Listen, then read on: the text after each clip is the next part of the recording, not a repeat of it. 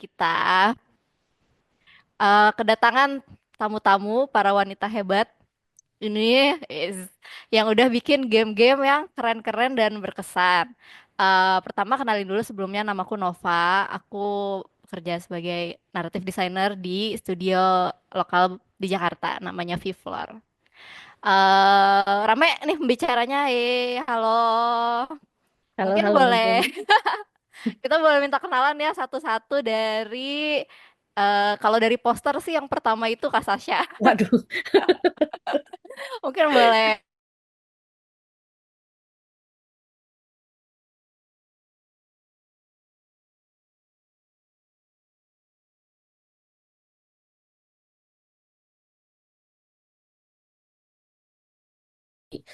sosmed nama asli sebenarnya Galuh Elsa Ainurningsih. Panggil aja Sasa supaya nggak ribet. Eh, aku adalah naratif designer dari Toge Productions dan Pixelnesia. Dan game yang sudah pernah aku bikin adalah Forge of Blood, What Comes After.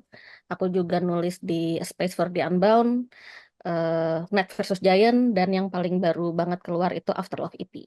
Wah, selamat atas rilisnya After Love EP baru banget kan? Iya, Tahun thank you. kemarin. Makasih Kak Sasha. Boleh selanjutnya Kak Karina.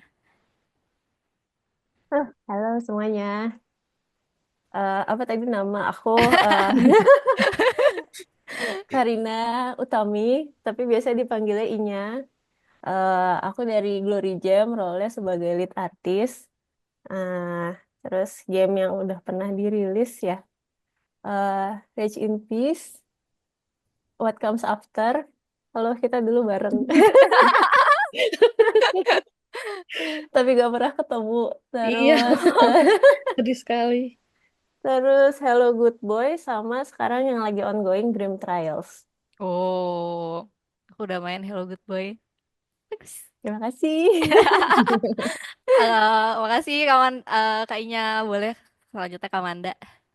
Halo, ya di Zoom namanya Manda Marlin, di poster namanya Magdalena Marlin Amanda, panggilnya Manda atau Panda.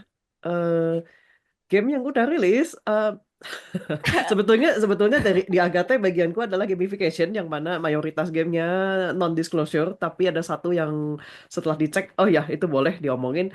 Jadi pernah waktu itu kita kerjasama sama Bang Jago untuk bikin Jago Money Quest. Itu Oh. udah rilis di publik, udah rilis di publik. Sama kalau kalian ingat mungkin Agate pernah punya game judulnya Code Atma. Oh Namaku iya iya. ternyata dimasukin ke Iya. creditsnya. Aku kayak ngapain namaku masuk credits? Hai guys, kataku. Aku di situ cuma ngobrak-ngabrik, ngobrak-ngabrik bikin automation dulu. Jadi sebelum jadi QA director, aku sempat jadi QA automation, QA engineer. Jadi ngoding buat bikin gamenya jalan sendiri. Kurang lebihnya gitu. Oh. Itu Oh. terus kayak ngapain? Aku nggak cuma gak usah gitu. Ah, Ya. oh kan lagi mumpung lagi ngobrolin ngobrak-ngabrik nih.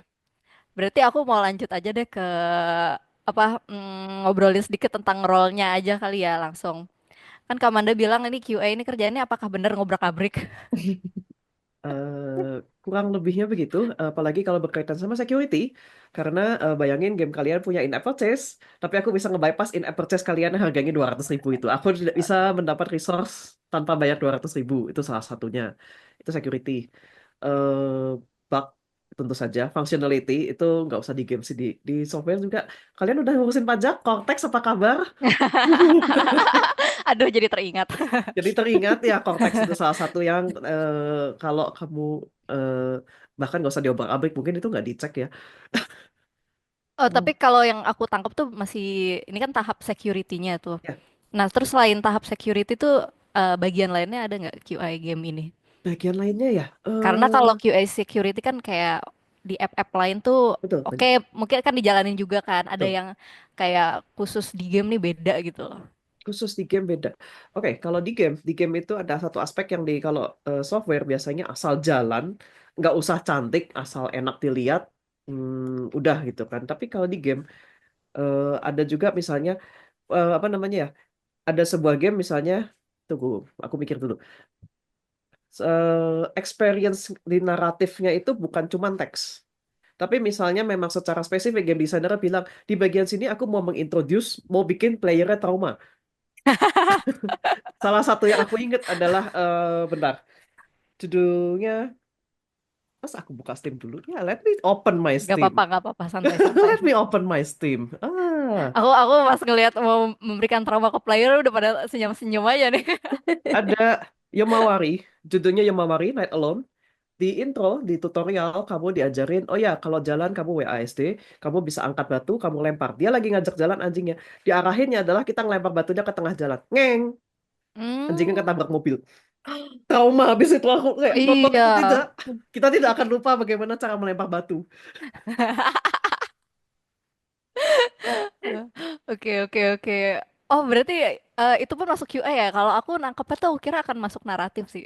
Masuk naratif, tapi kan naratifnya apakah impactnya bener? Impactnya nyampe ya? Oh, Impactnya nyampe atau oh, enggak kayak gitu. oke, oke. Sama lagi yang game juga enggak sih, ini enggak cuma game juga software bentar. Apalagi ya kalau game itu ada fun, ada aspek fun juga dan itu aspek fun itu kalau kita ngomongin yang lebih jauh ya karena bidangku gamification, ada yang namanya Octalysis, itu ada kenapa kamu engage banget sama ini. Kenapa judi online populer, guys? Hmm. Karena kamu penasaran. Aduh, nggak usah judi online, kita ngegacha, nggak dapat karakternya. Bahkan kalian kalau misalnya ngecek QA software engine software apa namanya software quality sebetulnya itu ada sertifikasinya. Sertifikasinya waktu itu aku kaget melihat sertifikasi yang udah lebih dalam mereka spesifik menyebutkan gambling. Sertifikasi untuk Hmm, kualitas game gambling karena mereka memang ada hitungan ininya. Emang ada hitungan apa? Hitungannya kapan return to mm-mm. player. Jadi misalnya aku spending $1 yang balik ke aku totalnya mungkin cuma $0,99. Gimana hitungannya supaya orang ngerasa menang menang menang padahal kita ambil. Hmm. Ada kayak gitu, itu Sampai aspek ada itunya. ya masalah Hmm. psikologisnya gitu ya. Ada engage Oh. engage apa ya, orang orang kena judi itu kenapa? Karena kamu apa? Ih, kayaknya habis ini menang banyak deh. Coba lagi. Oke, Coba lagi. oke. Sudah yang judinya kita sudahi dulu. Oke, yang judi sudah dulu. eh Oke, berarti sebenarnya banyak ya aspeknya mulai dari yang apa security sampai impact story-nya gimana. Mungkin sampai kayak ini tuh sebenarnya mau funnya nih di ke arah sini terus nanti dikasih ke QA gitu apakah udah cocok atau belum gitu kali ya. In a Ya, nutshell lah. in a nutshell begitu. In a nutshell gitu. Oke, makasih Kamanda. Eh aku pengen pengen berlanjut Judi kemana dulu online. nih? Anyway, Kemana dulu nih? go on, go on. Boleh deh ke kayaknya dulu deh. Soal apa pentingnya role art, sorry, role art gitu. Gimana? Eh, kalau kalau menurut aku pribadi sih, eh gimana ya? Kalau misalkan dalam game, salah satu yang dilihat duluan kan dari trailer ya, dan trailer itu kan yang dilihat pertama visualnya dulu. Jadi Iya, kalau menurut aku tuh, kalau misalkan dari awal visualnya udah flop, itu akan agak sulit ke depannya. Eh, santai-santai. Eh, apakah itu di QA juga? ya, itu agak panjang sih kalau pengalamanku sendiri sih, pas lagi tahap concepting itu bolak-baliknya cukup panjang.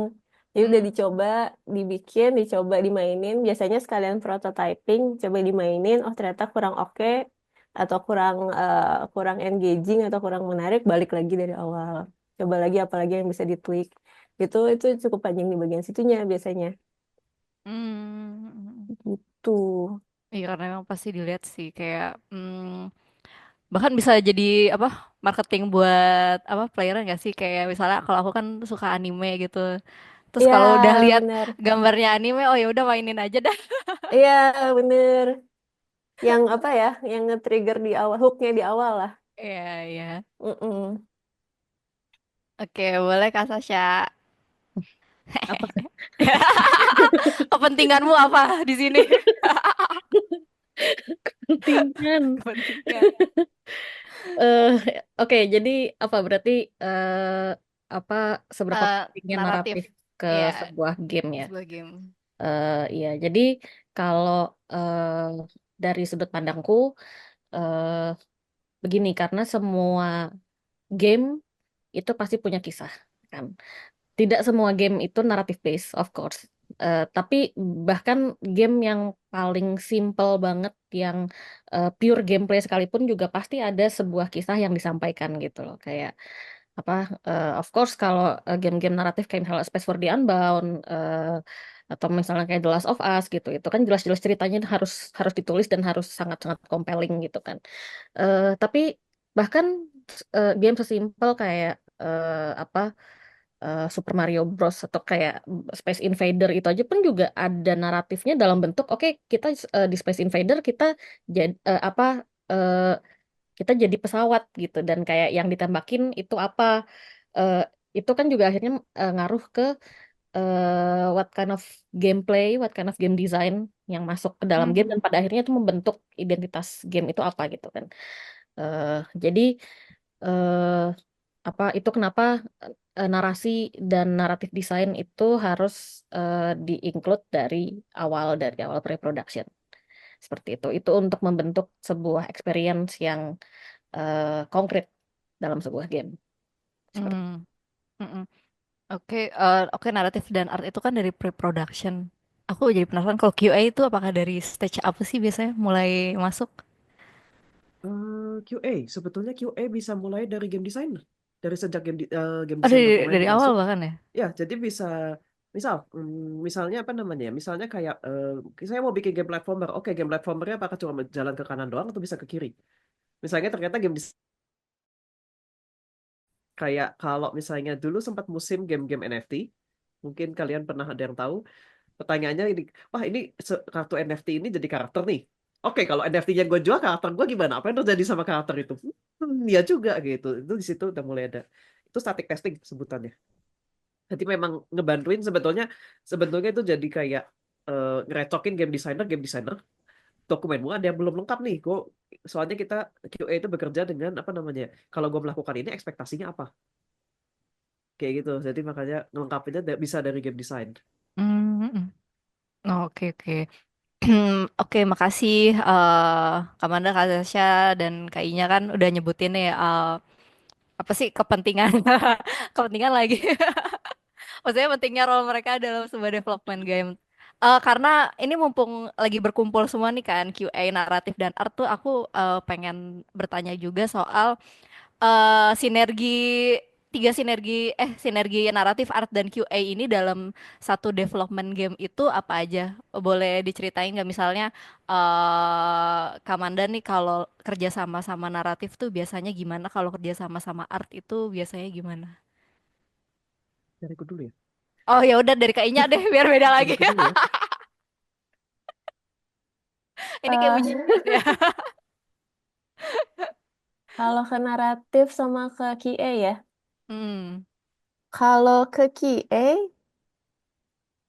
eh kalau di Glory Jam tuh QA-nya lebih ke yang testing game sih. Jadi nggak yang terlalu ke sistem di belakang. Itu emang lebih ke game desainernya langsung yang turun. Jadi kalau misalkan sama QA kebanyakan lebih ke visual. Jadi misalnya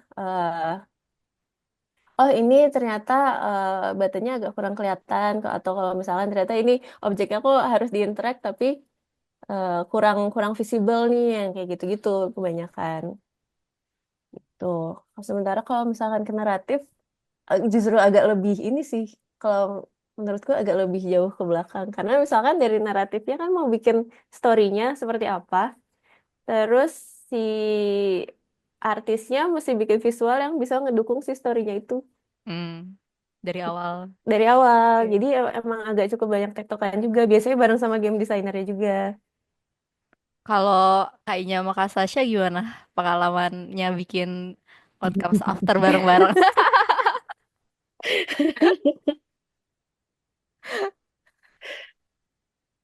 Kayaknya kita tidak tektokan langsung ya waktu itu. Ya dulu soalnya ada Fahmi kan, dan emang Mm-mm. apa yang ngurusin sebenarnya naratif tuh kan aku sama Fahmi gitu. Jadi emang Fahmi pasti masih tektokan sama Inya sih. Nah, aku karena aku jongosnya Fahmi. Jadi ya kayak Sa bikin ini, sip gitu gitu doang. Jadi kebetulan tidak tektokan, tapi naratif pasti tektokan sama art. Cuma kebetulan di What Comes After aku bukan tinggi aja. Hmm. Iya, Berarti aku kalau juga yang nggak terlalu tektokan bareng sama Fahmi waktu dulu tuh karena ada Kadamas. Ah Yang ya. ya mereka yang kayak lebih banyak ya, ngobrolnya. karena Aku ada leadnya iya, masing-masing ya. heeh. Oh, Aku sebagai pendatang dari Glory Jam sendiri waktu itu diminta tolong menggambar. oke. Oke, oke. Kalau oke itu kan leadnya nih. Kalau Kak Sasha tuh di apa Space for the Unbound itu udah lead juga nggak sih? Bukan? Tidak, tidak, Oh tidak. belum ya? Soal literally itu game pertama yang aku pegang ketika aku masuk Toge. Oh, Jadi ya, jadi aku mau aku waktu itu cuma writer, bahkan aku bukan narrative designer, ya narrative desainernya uh, waktu itu Om Elwin. Jadi mhm, aku di Space for the Unbound, aku writing mhm. berdua sama Mbak Rena Hmm, gitu.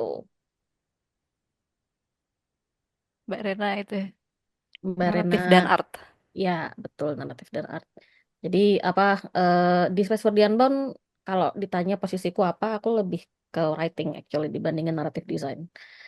Jadi tidak terlalu apa ngobok-ngobok game desainnya, Hmm. bahkan kayak apa naratif puzzle dan segala macam itu apa sudah dibentuk sama Om Elwin, eh, udah dibikin kayak stubnya, jadi aku tinggal mengubah stub itu menjadi actual dialog script gitu. Oke, oke. Paham, paham. Terima kasih. Oh ya teman-teman yang di chat, partisipan, ya para penonton sekalian. Kalau ada yang mau say something atau nanya juga boleh banget ya, tinggal di chat aja ke Zoom-nya. Tinggal bilang aja mau ke siapa atau ke semua juga boleh. Oke, kalau kan tadi aku udah nanya ya soal sinergi masing-masing. Oh, ada yang bilang oh sip masih mendengarkan. Oke, terima kasih masih mendengarkan. Kalau kan tadi kita udah dengarkan cerita masing-masing important role-nya tuh. Ada hal yang mengejutkan nggak? Atau emang udah kayak, oh aku udah tahu sih sebenarnya sinerginya tuh kayak gini gitu. Nggak terlalu ya. Hmm, tergantung nanya siapa nih. Siapa yang mau jawab boleh. Hmm, iya mungkin apa kalau dari aku naratif yang aku lumayan kaget pas awal-awal masuk ke game industri apalagi adalah ternyata eh, misalnya berhubungan sama art yang ternyata aku obrolin sama art itu bisa nggak cuma karakter doang karena pasti Hmm. kebayangnya oh naratif sama art pasti mereka ngomongin desain karakternya harus gini gitu kan segala macam gitu-gitu tapi ternyata bahkan sampai ke UI aja Oh iya. sampai ke apa what kind of color palette used in an UI dan kayak style seperti apa itu tuh juga sangat berhubungan dengan naratifnya gitu. Jadi Hmm. sebenarnya emang harus diomongin banget dari awal kira-kira art directionnya seperti apa gitu kan. Terus kalau sama QA juga apa I'm pleasantly surprised to find that ternyata QA pun juga apa mau memberikan feedback kayak oh di sini ini apa maksudnya di sini mau dibikin sedih kan tapi ini kurang sedih karena gini gini gini kayak ternyata apa bahkan yang itu pun juga bisa vibe dan segala macam tuh Hmm, bisa hmm, hmm. bisa apa memberikan feedback dan terus juga aku bisa jadi bikin lebih baik lagi gitu. Mm-mm. Jadi apa lebih terbantu banget ya. Betul betul. Karena QA itu kayak perpanjangan tangan player nggak sih asik. Bener gak tuh Kamanda? Jadi sebelum ke player kan ke QA dulu ya. Bisa. Bisa begitu. Kalau Kamanda ada keterkejutan nggak? Oh naratif tuh ternyata begini asik. eh tap- Terkejutnya udah kapan hari sebetulnya Oh kalau gitu. soal naratif. Jadi aku selalu mikir naratif itu sama writer sama aja. Tapi terus kemudian, bentar, itu kayaknya gara-gara aku main Gone Home. Kalian yang pernah main Gun Home nggak? Aku Enggak sih. belum. Gun Home Belum. itu Pernah denger. dari developer BioShock juga, tapi si siapanya gitu tuh Gun Home. Oh, Gun Home itu TLDR, cuman kamu pulang ke rumah, kamu kamu apa namanya, first person gitu, kamu pulang ke rumah, rumahnya kosong, adik gua kemana, ortu gua kemana, udah terus ya oh. gitu dia cuma nyari gitu, tapi sepanjang nyari, wah ini storytelling tapi nggak visual novel loh, ini nyebutnya banyak kan walking simulator.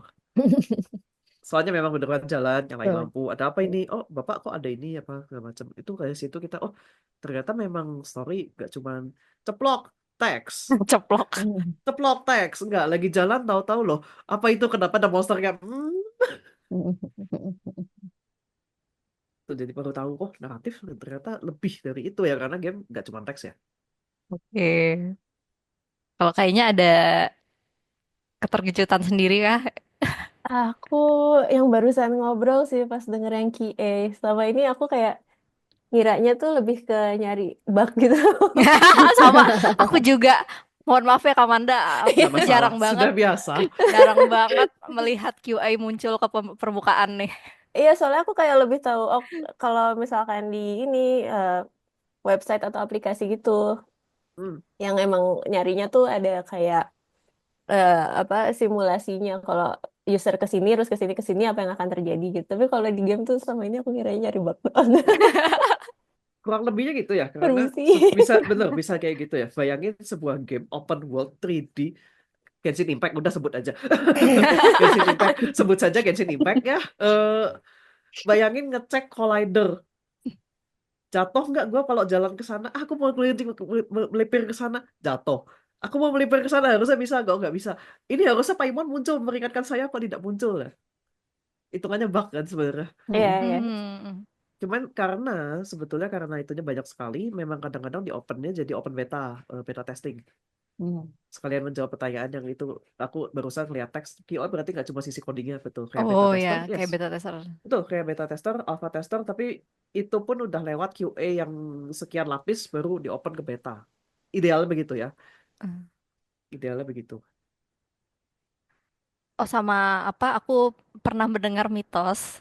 Katanya enak jadi QA kerjanya cuma main game, itu bener gak?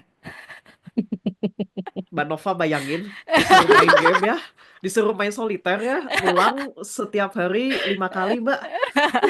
Udah gitu, ya Allah kenapa kenapa ini ngedrag kartu aja nggak bisa. Kadang-kadang saya kasih ini ngedrag kartu nggak bisa. Udah dibenerin, suaranya kok hilang. Berarti itu nggak sih bermusuhan dengan programmer gak? Kadang-kadang suka pengen ngomong ke programmer, programmer please get good gitu loh. Kadang-kadang Aduh. rasa ingin programmer please get good.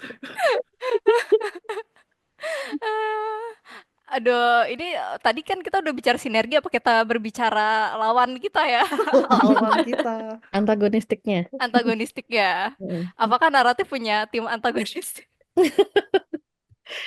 Eh, Ini bukan buat bikin berantem ya. Ini kayak kayak dalam sebuah tim tuh apa gimana sih hubungan antar manusianya gitu ya. Kalau naratif rasanya paling antagonisnya tuh sama project director kali ya.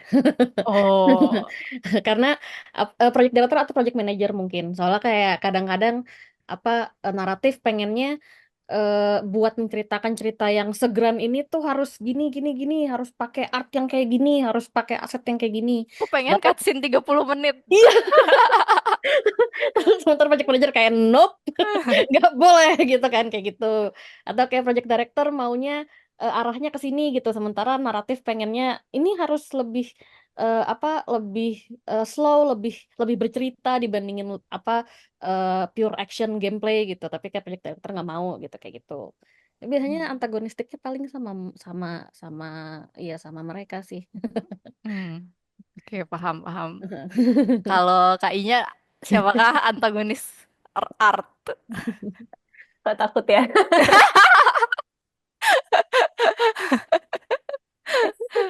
Kayaknya Nggak tergantung dicepetin. tergantung lagi ngerjain apa deh. Kalau misalkan ngerjainnya service yang ada klien, tentu klien. Tapi kalau misalkan kayak produk sendiri mungkin apa ya? eh Mungkin mirip kali kayak naratif juga sama. Oh, project manager juga. Eh, Kasihan PM.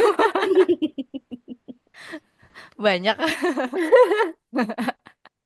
Jangan semuanya nih. Game designer juga lawannya PM juga nih.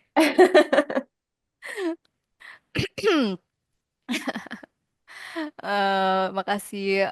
Oh, ada yang nanya nih. Kayaknya nggak apa-apa sih. Ada yang Kenshi Sanada. Saya ingin melihat trend-trend tentang game gitu, topik game dan genre game. Popularitas gitu enaknya cek di mana ya yang free. Gamalitik. Nah, udah Gamalitik. dijawab. Googling aja langsung. Ini ada yang nulis stay at home dev di YouTube. Oh, makasih. Aku juga mau cek. Hehe. Ya. Maaf, kucing injek keyboard. Enggak dimaafin. QA oke. PM kayak public enggak ya? Oh, ada Kak, oh sorry, Kak Alia bertanya, project manager di sini sama seperti game producer atau enggak? Kira-kira bisa dijawab enggak tuh? Apakah di tim kalian sama PM dan game producer? A lot of time sama ya, Atau soalnya enggak ya? indie. Kalau kalau kalau di kayak triple A gitu, nah mungkin apa yang agatif mungkin lebih bisa jawab karena skopnya biasanya lebih gede. Hmm. Nah, cuma kalau di apa tim-timku kebanyakan satu orang, jadi mereka yang apa eh, producing dan mereka juga yang bikin sistem untuk memanage task yang harus dilakukan untuk supaya gamenya jalan gitu. Kalau Kamanda gimana? Di Eh, Agate. project manager sama game producer. Biasanya game producer itu jadi lead timnya. Sementara project manager itu atasnya. Kalau dulu pernah yang urusan sama klien itu ada, bukan urusan sama klien ya, ini semacam investor sih. Project game producer untuk lead timnya. Nah, di atasnya dia adalah ada project manager yang menjembatani antara si game producer sama si klien atau investor ini. Hmm. Di situ posisinya. Tapi kadang-kadang ada juga product owner. Itu tuh kalau kalau yang internal kita project manajernya juga kadang disebutnya product owner. Jadi ya timnya tergantung ya bisa beda bisa sama. Oke. Kayaknya gimana kalau Glory Jam? Glory Jam masih semi-semi gabung juga sih, Oh ya. game producer sama project manager. Cuman ada juga project manager yang nyambi sama QA. Jadi kayak banyak yang nyambi. Iya, bisa nyambi jadi QA. Iya, Oh, aku pengen tahu juga sih QA itu harus programmer nggak sih? Atau enggak juga? Punya pengetahuan programming sama game design itu sangat membantu. Programming dan game design. Ya, sebetulnya aku sendiri major waktu kuliah itu programming IT, tapi terus sempat di Nightspeed itu berapa tahun ya di Nightspeed ya 4 tahun 5 tahun. Tapi aku selalu nulis di LinkedIn 7 deh. Ya sekitar itulah itu aku game designer di situ. Jadi kalau Oh. misalnya pernah jadi programmer, kita begitu ngelihat gamenya itu misalnya gamenya itu ada komunikasi antara si game dengan server. Save datanya disimpan di server. Kita bisa tahu, kita bisa langsung ke, tunggu, itu desain API-nya kenapa dia terexpose itu nggak aman. Data player bisa diambil dari situ kan tahu. Itu pengetahuan yang dapatnya dari programming kan. Oh itu kok terexpose. Nanti ada yang ngambil datanya. Kayak gitu sih Hmm. arah-arahnya. Terus kadang-kadang jadinya kalau nemu isu jadi bisa baca programmer tuh suka ninggalin print print print print print print banyak bisa dilihat. Nah itu kadang-kadang tahu oh ini errornya gara-gara indeksnya minus harusnya nol kayak gitu. Jadinya itu lebih ngebantu bisa ngebantuin programmer buat cepet nge-pinpoint oh ini isu tuh dari sini gitu bug ini tuh Mm-mm. dari sini gitu itu benefitnya di situ. Oh, oke. Berarti aku berarti pengen lanjut bertanya juga sih sama semuanya kayak skill penting apa sih yang harus dipunya gitu di role di role masing-masing. Kalau Kamanda tadi kan programming sama game design tuh membantu. Ada lagi nggak selain dua itu? Nyebutnya apa ya QA itu Harus ya. bisa melihat kesalahan gitu. Mata Ya, ketiga untuk melihat kesalahan. harus bisa melihat kesalahan. Em, Gimana ngomongnya in general? QA game tentu saja harus pernah main game ya, jadi tahu behavior game. Itu sih, jadi itu kan sebetulnya nggak ada skill set khusus ya. Tapi pengetahuanmu dapat dari pengalamanmu main game. Hmm. Aku akan cenderung lebih ngomongnya game design sih sebetulnya. Kalau misalnya mau lebih spesifik malah game design itunya apa secara basicnya ini. Hmm. Oke, skill penting lainnya main game. Ya udah. Ya, oke. Kalau kayaknya apakah ada skill penting? Bisa gambar sih ya. Iya. Oh paling satu lagi gue ketinggalan. Oh ya, nggak Critical apa-apa boleh. nyebutnya critical thinking. Nah itu dia critical thinking. Oh, oke oke Itu oke. dia critical thinking. Jadi Iya iya iya.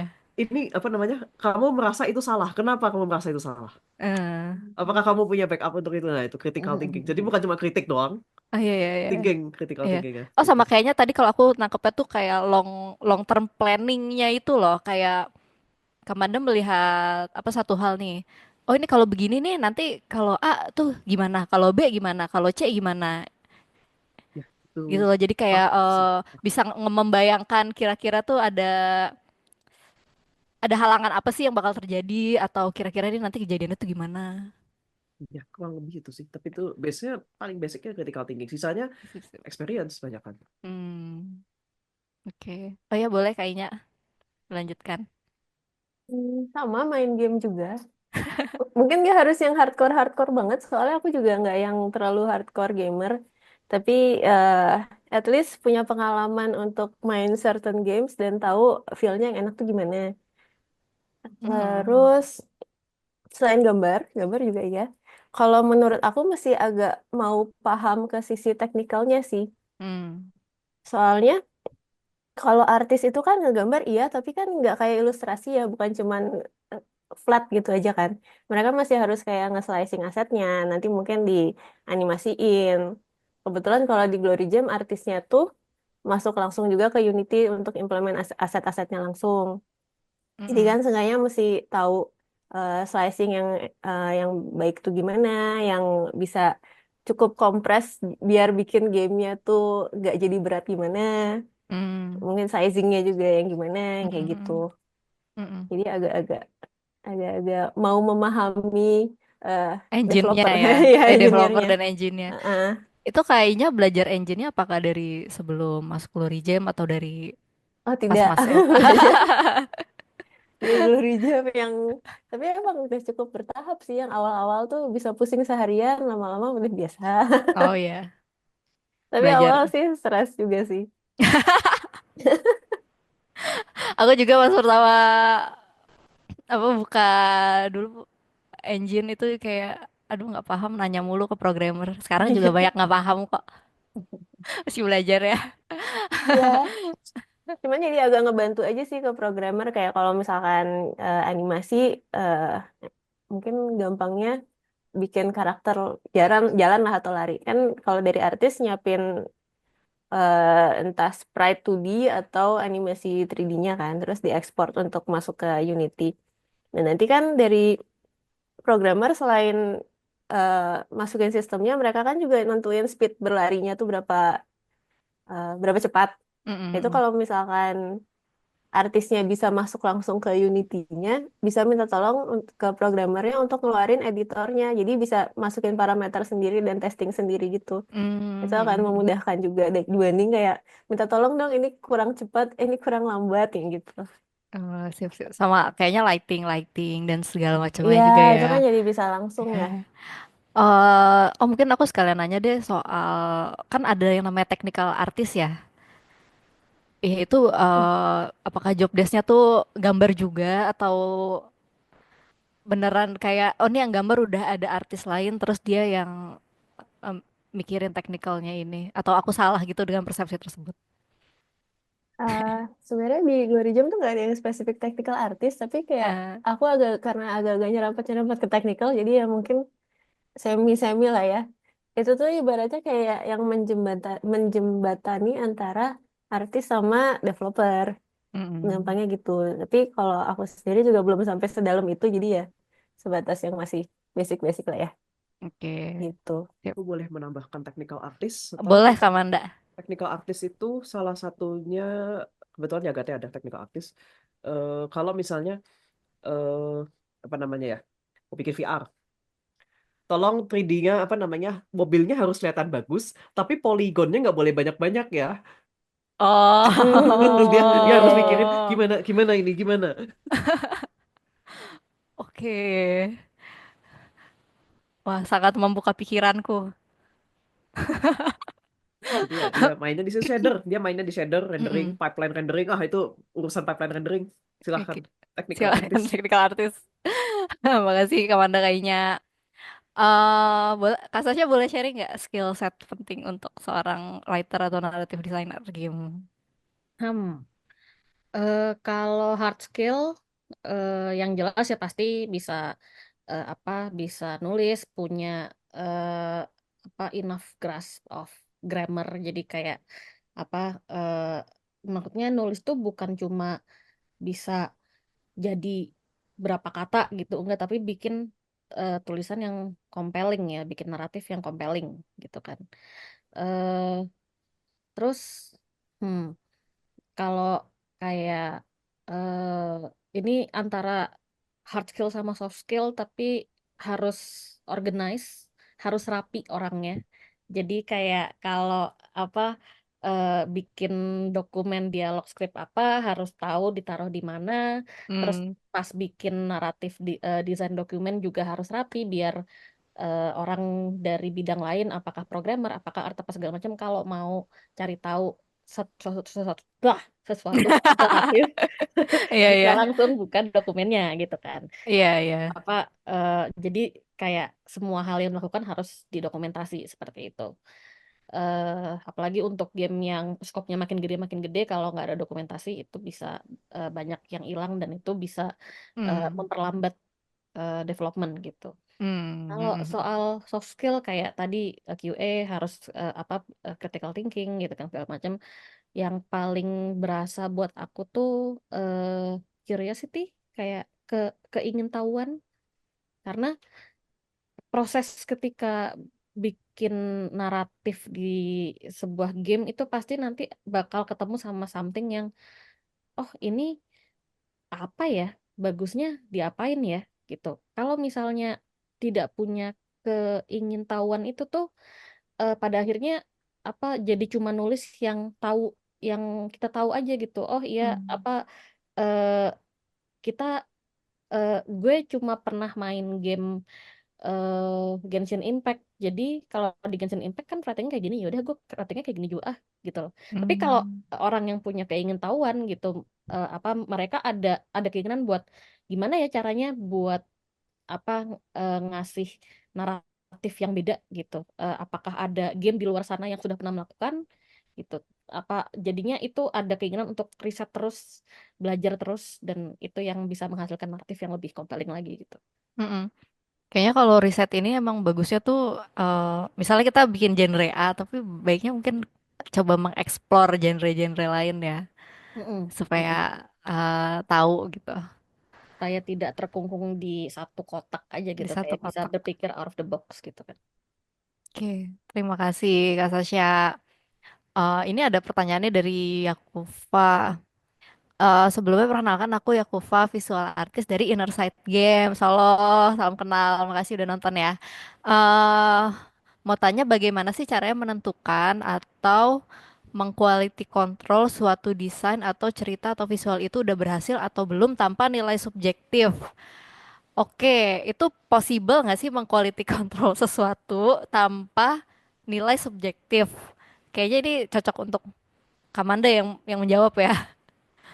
Interesting. Jadi sebenarnya Kak Karina bisa jawab juga. Oh, oke sip. Nanti Soalnya gantian. soalnya tadi Kak Karina cerita dia apa namanya dia banyak apa namanya sebentar apa tadi istilahnya bukan sketch apa sih konsep art Konsep. kan, Hmm. dari konsep art aja kan kadang-kadang kita juga udah apa oh mau yang ini nih gitu. Kalau dari konsep art oke menjawab dulu fokus sorry. Eh, oke tanpa nilai subjektif. Aku Mm-mm. kepikirannya adalah kita memanfaatkan subjektivitas itu buat menjadi sesuatu yang objektif. Gimana caranya? Playtesting. Playtesting itu, anggaplah di sini apa namanya? Anggaplah kamu udah tahu mau bikin game yang khusus buat cewek, Love and Deep Space perhaps. Love and Deep Space, kamu mau ngedesain karakter cowoknya. Menurut kamu ini ganteng, ini karakteristiknya kayak gini. Kamu kasih ke kamu udah tahu kan mau ngedesain apa, mau targetmu siapa, target marketmu siapa, kamu udah tahu. Kamu kumpulkanlah orang, ditanya dari pria-pria A B C ini, kamu menurut kamu pria A ini seperti apa, B ini seperti apa, C ini seperti apa. Mereka akan jawab, itu pasti mereka subjektif. Mereka ketika ditanya, kamu lebih suka pria yang mana? Oh, aku suka yang B gitu. Tapi dari anggaplah kita polling 100 orang, itu jadi objektif dong, jadi data kan itu. Padahal itu Hmm. subjektif, tapi kita berdasarkan targetnya kita. Bisa kayak gitu ya. Itu salah satu cara. Itu salah satu cara. Itu Mm-mm. salah satu cara. Barangkali Kak Karina, Mm-mm. yang bagian apa namanya, bagian konsep artisnya, mungkin kan pasti ada eliminasi dulu kan di konsep artis biasanya. Iya, Konsep artnya. biasanya sih masih internal dulu sih. Tapi itu masih memang awalnya pasti masih subjektif dulu. Apalagi ya eh, internal tim sama mungkin enggak sih, teman-teman tuh jarang sih.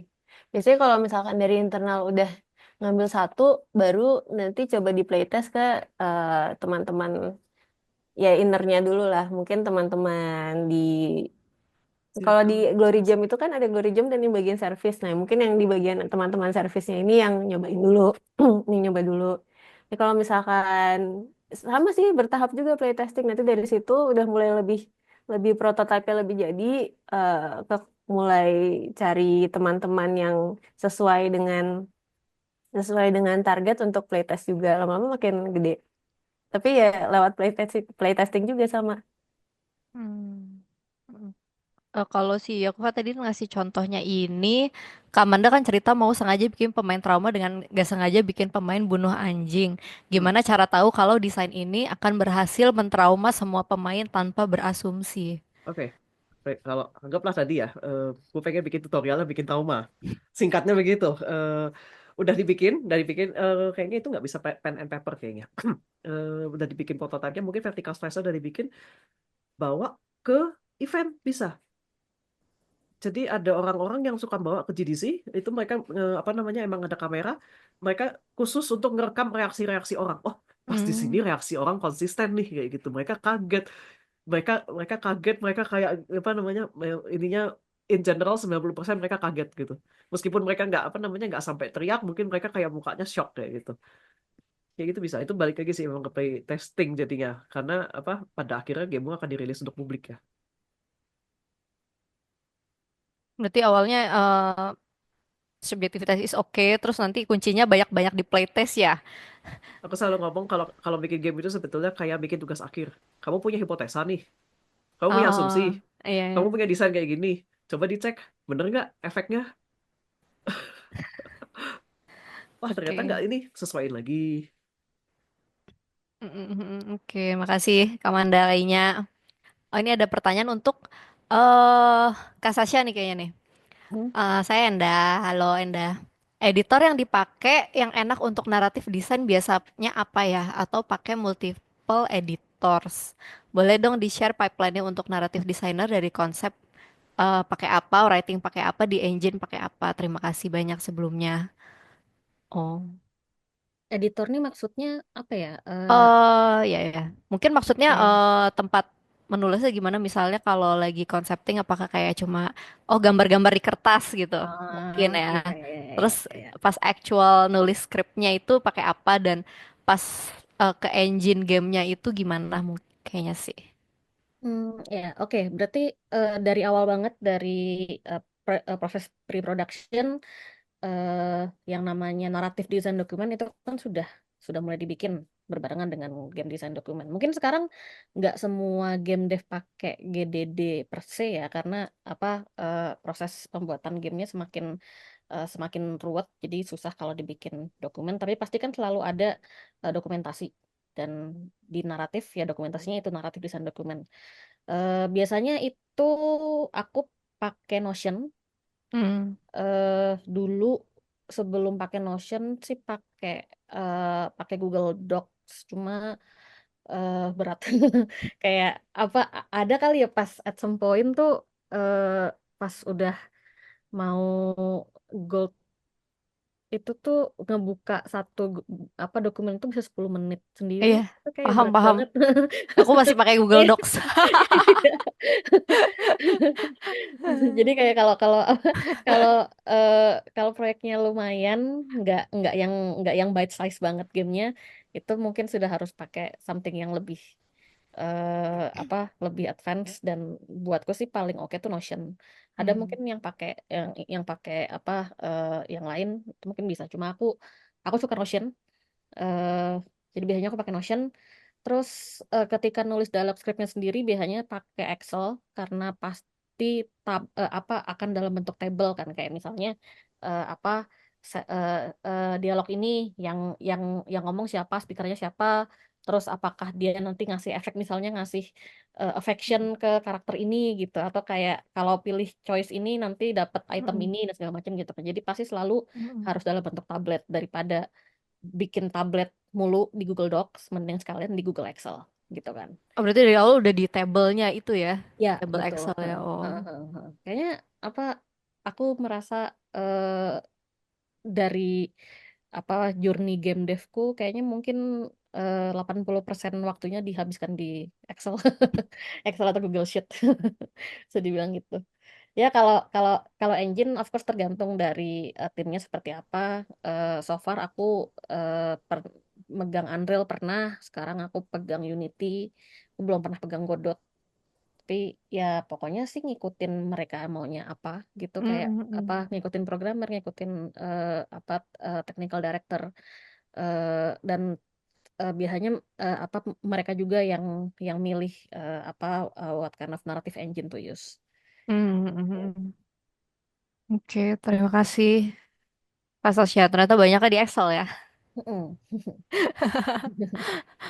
Mirip level designer ya, banyak di Excel atau Sheets. Betul, betul, Oke. betul. Itu sih kalau aku sebenarnya masih belajar nulis di Excel karena kayak mungkin preferensi ya. Cuma kayak kalau di Docs itu kan kayak blank space terus kayak bisa nulis apapun gitu nggak sih? Mm-mm. Sedangkan kalau di Sheet tuh kayak udah di baris-baris terus jadinya belum biasa aja sih. Kayak sharing aja, huhu. Coba pakai Notepad plus plus deh. Malah. Ya.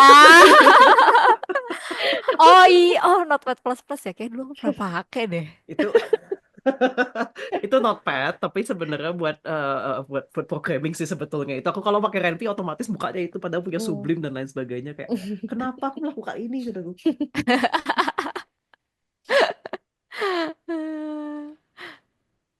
Iya, karena Gdocs, Google Docs atau Word itu kan emang lucu sih as what you get. Jadi kayak apa Mm-mm. eh rasanya lebih eh, masuk gitu. Tapi kayak ada ntar beberapa eh, bentuk naratif game yang justru malah apa lebih what you see is what you get-nya di Excel gitu. Karena kayak tergantung bentuk naratifnya pada akhirnya sih. Apakah kalau di Excel tuh yang lebih banyak choice-nya atau enggak juga gitu? I guess bisa bisa. Tapi Hmm. pernah sih aku bikin bikin apa bikin naratif yang lumayan banyak terus di Google Docs. Pada akhirnya bikin tabel-tabel lagi gitu kan. Jadi mending sekalian masukin Excel gitu. Nggak pakai Twine nggak? Ya. Kenapa? Twine, Wine? Twine, hold up. Let me grab. Eh, lanjut. Gua ambil ininya dulu.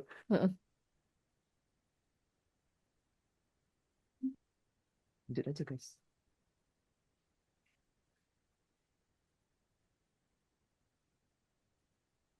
Itu Twine itu buat ini, Oh, Oh. buat Twine. Ya, ya, ya. Aku pernah pakai Twine. Iya, Twine ini bagus buat bikin konsepting, bagus. eh Buat bikin stub juga bagus, bikin stubbing. Jadi stub itu kayak apa? Sebelum dibikin jadi dialog yang apa, halo namaku Sasa, itu dibikin stub dulu di sini, apa, Sasa introduction gitu, kayak gitu misalnya, seperti itu. Jadi untuk konsepting sangat-sangat oke.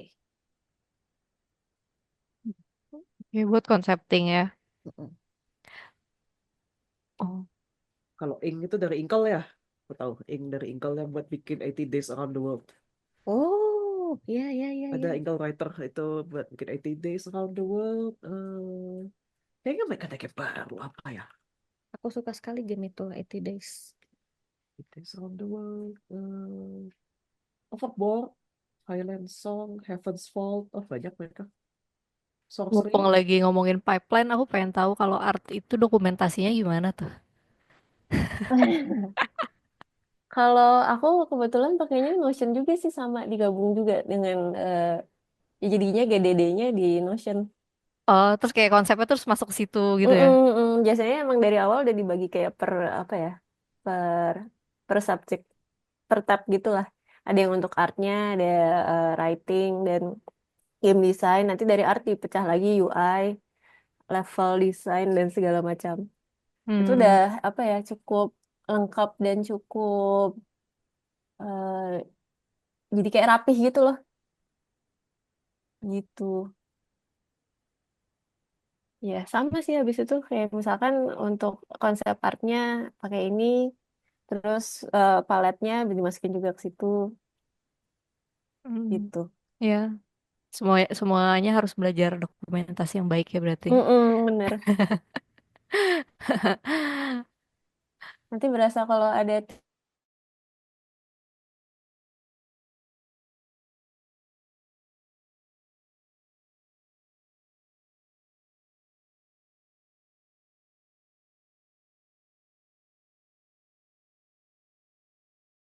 Kalau Kak Manda banyak kan di mana biasanya? Excel juga kah?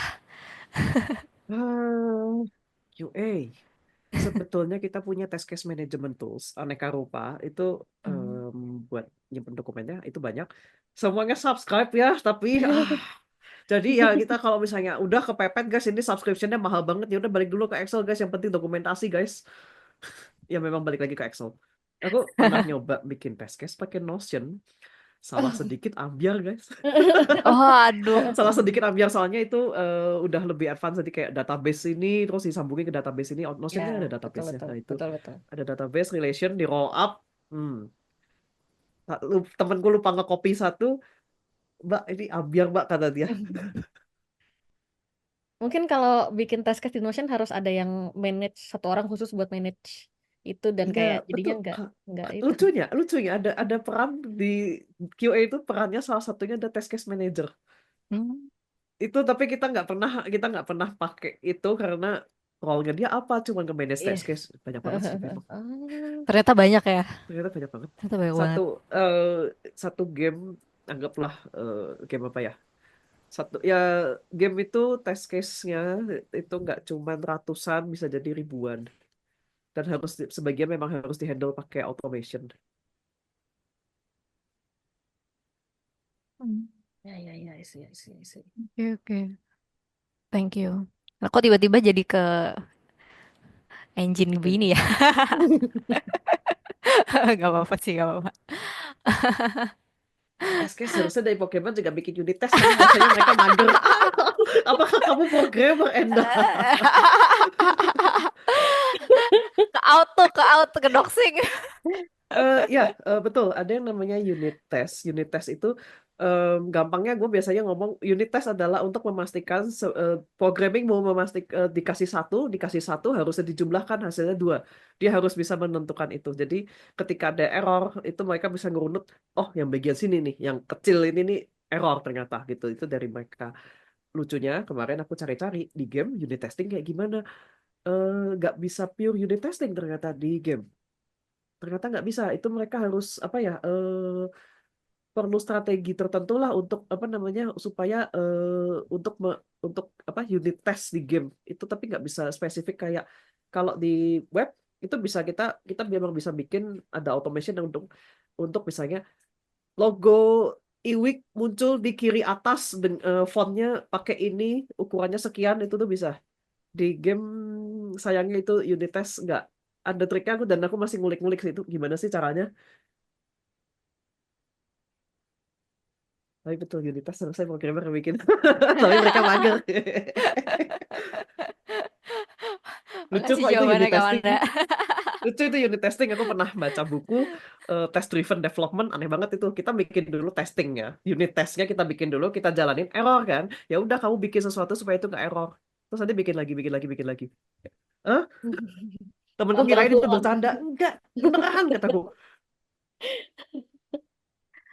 Makasih Kamanda. eh karena ini udah jam 5. Sebenarnya aku pengen nanya satu hal lagi. Sempet kali ya, biarin deh. Sempat, sempat. Sebenarnya pengen tahu aja sih kira-kira rekomendasi game dari teman-teman speaker ini yang mungkin yang Holy Trinity-nya itu QA, naratif dan artnya itu memang menurut kalian oke, paling oke sinerginya. Aku tadi ingat Kamanda ngomong Bioshock soalnya ngobrolin Bioshock kita tadi. Hehe. eh Mulai dari mana ya? Kak Sasha dulu mungkin. eh Berarti ini harus naratif, art, dan QA-nya. Iya, jangan Balatro ya. Gak boleh balatro ya. Balatro itu naratif desainnya bagus. Oh gitu, wah. Kalau aku salah boleh. Tolong apa compel aku, apa buktikan kepada aku. Karena kayak flavor text-nya Balatro itu semuanya bertema, penuh dengan Easter egg, tapi bahkan orang yang tidak paham Easter egg, eh, nggak paham Easter egg, nggak paham poker, nggak paham kartu sekalipun bisa menikmati gitu kayak. Itu Oh. Balatro is a masterpiece. Anyway, Ternyata rekomendasi Kak Sasha adalah Balatro. kalau kalau kita kalau ditanya yang paling eh, apa menonjol tiga-tiganya menurutku Hades. Hmm. Hades. Gitu.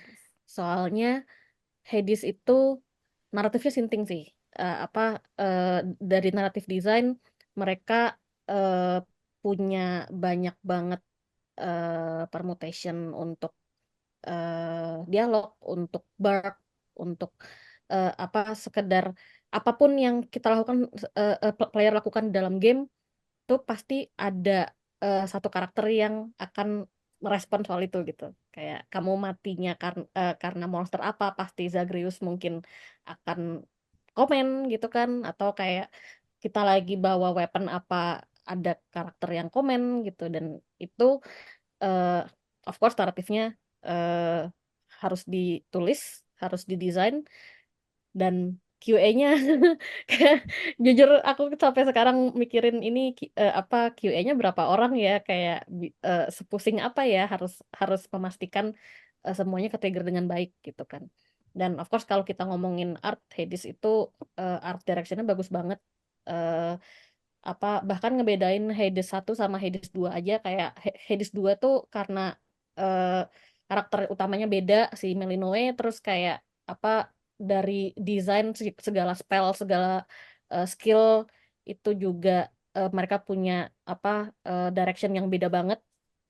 Dan itu ngaruh sampai ke segala UI UI-nya, sampai ke segala apa jenis art yang dipakai itu seperti apa. Jadi wah, mereka tuh kalau soal kalau soal itu bagus banget. Sip, sip. Thank you Kak Sasha. Kalau Ya. kayaknya ada rekomen kah? Eh, aku takutnya subjektif ya. Gak apa-apa ya. Gak apa-apa, Nggak gak apa-apa. apa-apa. Memang subjektif. Tapi kalau aku personally eh eh, gimana ya? Suka banget ya sama Persona 3. Hmm, aku Eh persona. Aku iya. persona. Terpersona. Kalau somehow dari story-nya eh apa ya, cukup emotional ride. Terus dari gameplay, karena dia ada apa ya, mungkin time management juga kan. Kalau Persona ada harus build relationship dengan orang-orang, dan itu nanti kan outcome-nya akan berbeda ya. Mm-mm. Itu time management yang ngaruh ke gameplay juga. Terus ya sama sih, itu QA-nya menurutku sih kayaknya pasti lumayan juga.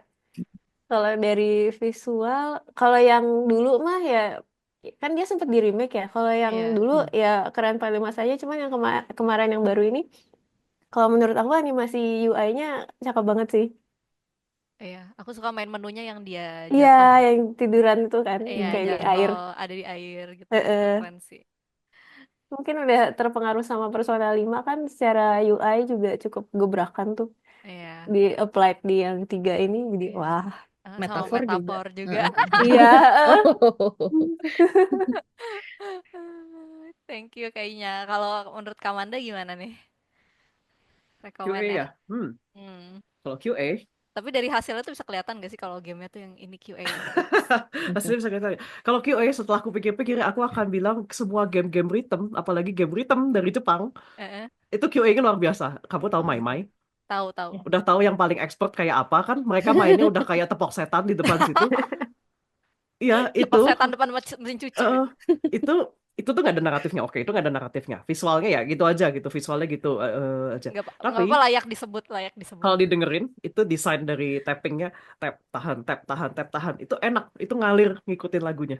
Hmm. Itu desain kayak, hah ini gimana? Ini gimana nge-QA-nya? Ini enak. Terus muterin kayak gitu. Kemarin aku baru tahu kenapa mereka pakai sarung tangan. Aku akhirnya baru tahu kenapa mereka pakai sarung tangan. Adakah pemain Mai-Mai di sini? Oh, Aku Kak main udah sih jam 5. sebetulnya. Oh iya, itu udah jam 5. Mohon maaf ya. Makasih banyak untuk Kak Sasha, Kak Manda, dan Kak Inya untuk insight-nya hari ini. Makasih juga buat teman-teman ya yang udah nonton. Oh ya, aku sebelum menutup jurnal hari ini, aku mau ngasih tahu juga ke teman-teman kalau nanti jurnal in week selanjutnya yang episode 3 itu topiknya adalah menyeimbangkan hard skill dan soft skill untuk pengembangan diri. Nanti ya di hari Jumat tanggal 14 Maret 2025 stay tune di Instagramnya iWeek @Women in Games untuk info lebih lanjut. Buat teman-teman yang senang sama jurnal in week ini, dicek ya untuk episode selanjutnya. Makasih banyak. Makasih juga kakak speaker. Jika Makasih, sama-sama.